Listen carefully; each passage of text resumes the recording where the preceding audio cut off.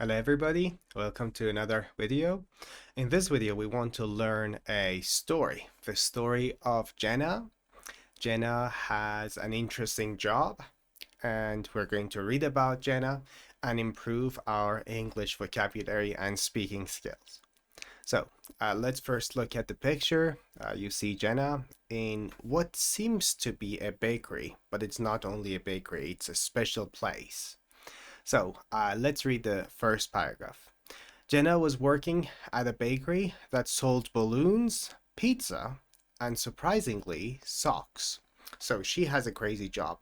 It's a bakery. A bakery is where you go to buy bread, but in this bakery, they also sold pizza, balloons, and socks. That's just crazy, right? You see in the picture also, in the picture you see there's balloons, there's socks in the hands of the rabbit, and there's a pizza. It's incredible. I would love to go to such a shop and, just buy socks, pizza, and balloons. Now, that would be fun. It was a strange shop. So here is something we can learn. The word strange, we can learn that the word weird is a synonym for it. Strange or weird. It was a strange shop. It was a weird shop. So that's the first thing I want you to learn, that we're talking about a weird shop. The shop is completely weird. It's strange. All right, but the customers loved it. Now let's move on to our second paragraph. One day, 5 birthday parties were scheduled at the same time. Imagine working for such a bakery, it's crazy. And then you have 5 birthdays scheduled. That's crazy. Jenna had to bake 10 cakes, blow up 50 balloons, and fold 200 pairs of socks because they came in weird shapes. So you see the word weird here, right? Weird, strange. You can see also in the picture that they are doing those things. They are blowing up balloons. They have balloons that they're blowing up. They are baking cakes. And they are also folding. What are they folding? Folding socks. You see the fox in the right part of the picture. There's a fox. And what is the fox doing? I think it is folding the socks. There are socks and they need to fold them. Fold 200 pairs of socks. So I like this word. I want you to pay attention to it. Fold. It's part of doing your laundry. When you want to do your laundry, first you separate the whites and the colors. You wash them. You dry them. After that, you need to fold your clothes. Or maybe you iron or press your clothes. So, as you see, Jenna is very busy. She has a lot on her plate. That's another interesting thing we can learn. We can say she has a lot on her plate. When you say I have a lot on my plate, it means, wow, I'm busy. I can't take any more tasks. A lot on one's plate. Let me see if I can find an interesting definition for this online. A lot on your plate means, here's the meaning. To have something, usually a large amount of important work to deal with. She's got a lot on her plate, especially with 2 new projects starting this week. So that's another interesting phrase. Maybe I can copy that in the vocabulary section of our unit. To have a lot on your plate. To have a lot on one's plate. I say one because maybe it's my plate, your plate. You have a lot on your plate. I have a lot on my plate. She has a lot on her plate. So we say on one's plate. To have something, usually a large amount of work to do. So that's the phrase, to have a lot on your plate. Let's go back to the story here. So one day, 5 birthday parties were scheduled at the same time. Jenna had to bake 10 cakes, blow up 50 balloons, and fold 200 pairs of socks, and she had a lot on her plate. Okay, let's continue to the third picture. As she mixed icing and tried to answer a call with her foot, now this is crazy, right? She's super busy. She has a lot on her plate. So she needs to mix the icing. At the same time, try to answer a call, not using her hands, but her foot. Her boss shouted, Jenna, the pizza needs hearts made from cheese. So, she's super busy. She's overwhelmed. Maybe we can use this word here. She's overwhelmed. It's when you have so much to do, you're like, I can't do this. You just get overwhelmed and you stop working. So that's the feeling of being overwhelmed. She was overwhelmed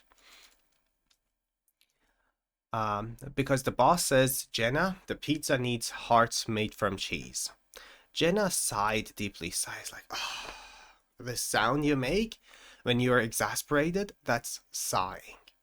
So she sighed deeply, balanced a tray on her head. So on her head, as you see in the picture, she's balancing a tray, making sure it doesn't fall, and whispered to herself. Whisper is when you speak quietly like this. This is whispering.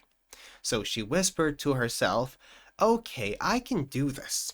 I just need to face pressure like a balloon being slowly filled. So when you fill a balloon, when you blow up a balloon, slowly it gets larger and larger. So it's getting stronger, right? It's getting larger. Its capacity, it's increasing. So she's happy. She's saying, it's okay.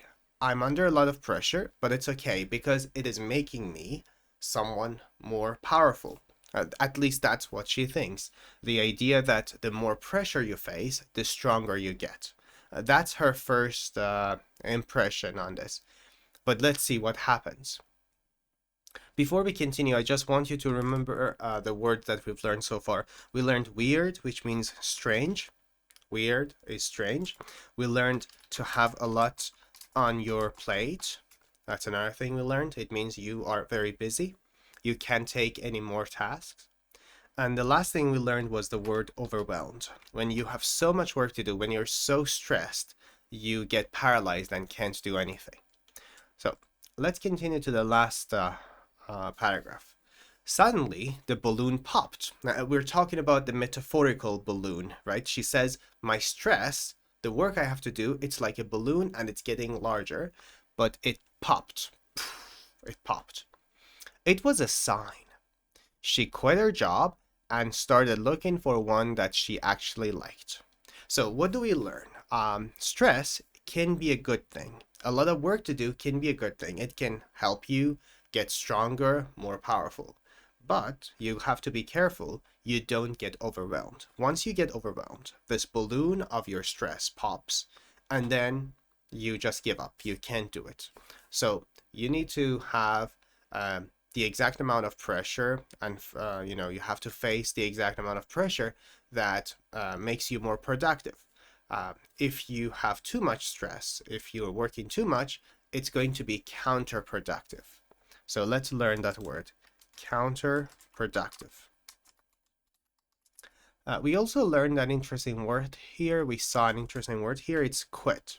Quit means to leave your job, leave. When you say goodbye, I'm not going to work here anymore, that's when you quit. Quit your job. So she decided to quit her job. There is also an interesting pronunciation point to learn here. Quit her. We don't necessarily need to say quit her. We can connect the two and say quitter, quitter. She quit her job. I'm pointing this out because if you want to improve your listening skills, you also need to know how words sometimes connect. So this helps you with your listening skills. If you hear words like quit him or quitter or quit it, these are connections, these are liaisons that happen. Anyways, that's our story. We learned that we shouldn't allow too much stress, and sometimes if you're having too much stress, maybe it's a good idea to quit your job and start looking for one that you actually like. Now, here is an interesting word from this text. It's to face pressure. Face pressure is to deal with something difficult, to stay calm and keep working when something stressful or challenging is happening. Here are a few example sentences for facing pressure. She had to face pressure during her first exam at university. Yeah, I had to face a lot of pressure during and after the exam to enter university. And also when I entered the university, I had to study a lot, so I had to face a lot of pressure. When the manager got sick, I had to face pressure and lead the team. So sometimes your boss just leaves or something happens to them, and you have to step up and you have to show out. You have to deal with the tasks that your boss would normally deal with. So then you have to face some pressure. Our next example, athletes learn how to face pressure in big competitions. Yeah, if you're an athlete, you know how to deal with pressure productively. Here are a few sentences that can be improved using the word face pressure. Instead of saying, I felt bad when everything was difficult and I didn't know what to do, you can say, I had to face pressure and stay calm. Instead of saying, when I had many things to do, I thought I would cry, you can say, I had to face pressure to finish all the tasks. Well, they're not exactly the same things, but they're close, and we're using face pressure to make shorter sentences. It was very hard, and I was scared and nervous all the time. I faced pressure and tried to stay strong. So that's our improvement. Now, here is something interesting. This is the most important part of the video. It's where you improve your speaking skills. You have learned the word face pressure, and you can try to answer these questions. Ideally, this would happen in a classroom setting when you try to answer the questions to your teacher. But regardless, it's important that you practice. What helps you when you have to face pressure? So you can try to answer this question. What helps you? When I have to face pressure, it helps me to remember all the pressures I've faced in the past and how I have overcome each and every one of those situations. So that really helps me. You can give your own answer. Have you ever had to face pressure at school or work? Oh, mamma mia. Do you think it's good to face pressure sometimes? Why or why not? So you can also talk about that and improve your speaking skills. I hope this helps you very much. And that's it.